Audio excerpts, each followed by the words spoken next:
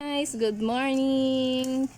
Tuturuan ko lang po kayo kung paano magmarkot ng halaman, guys. Ayan, guys, binabalatan ko ang halaman, guys. Ganyan dapat siya, guys.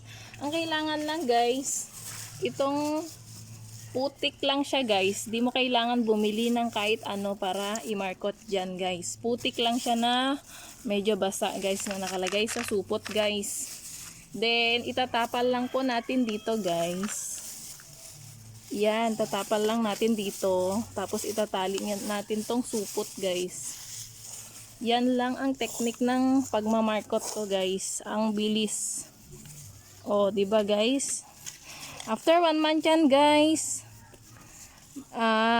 Magkakarots na siya, guys. Ayan. O, diba? Ang bilis ng technique ng pagmamarkot, guys. O, tapos yung isa naman, guys, syempre ganyan yan, babalatan natin, guys. Tatanggalan natin ng balat. Yan po ang technique ng pagmamarkot, guys.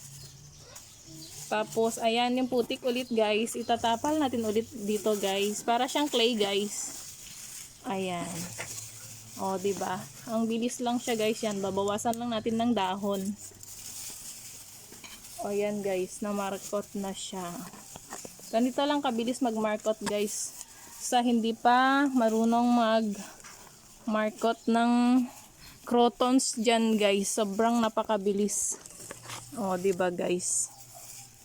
O, yan po ang tips kung paano mag-markot ng walang gastos, guys. O, diba? O, nakadalawang sanga na tayo, guys. Ito, yan yung halaman ko ng si Goldilocks from Mindanao pa yan, guys. Ayan, kulot siya, guys. Ang ganda, diba? O, ayan. Yan ang tips ko kung paano magmarkot ng halaman, guys. O, diba? Nakadalawa na tayo, guys. Dahil malapit ng tag-ulan. Kailangan na natin siyang i-markot, guys. O, diba? Ito naman ang sample ko sa tapos nang na-markot, guys. Higit 1 month na ito, guys. Ngayon ko lang po tatanggalin. So, ayan. Video mo na. Ayan, tatanggalin ko lang po ang supot, guys. Wait lang, guys. Kailangan nating tanggalin yung supot, guys. Kasi puputulin ko ang kanyang sanga. Ayan, guys. Ang daming roots, guys. Oh. Kita niyan, guys. Then, puputulin lang natin siya, guys. Ayan, kailangan ingat ka sa pagputol, guys. Kasi sasama yung sanga niya, guys. Oh. Oh, 'di ba, guys? May roots na siya. Yan, ang sample ng kang roots. Yan nga pala si Cobra Croton, guys. Ang ganda niya, 'di ba? Oh. Dami niyang roots, guys. Yan. Meron pa akong isa dito, guys. Ayan. Ayan, tatanggalin din natin yung supot niya, guys.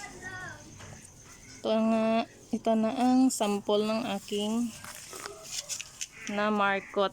Putik lang yan, guys. Di mo kailangan bumili ng pwede mong i-markot dyan. Putik lang siya na clay. O, diba, guys? Ayan, guys. Ang kanyang roots. Ayan, puputulin lang siya natin, guys. Ayan, ingat lang tayo sa pagkaputol. Ayan. Ayan na, guys. Diba ang daming roots? Oh. Ang ganda niya, guys. Sobrang ganda. Oh. Cobra Croton yan, guys. Napakakulay.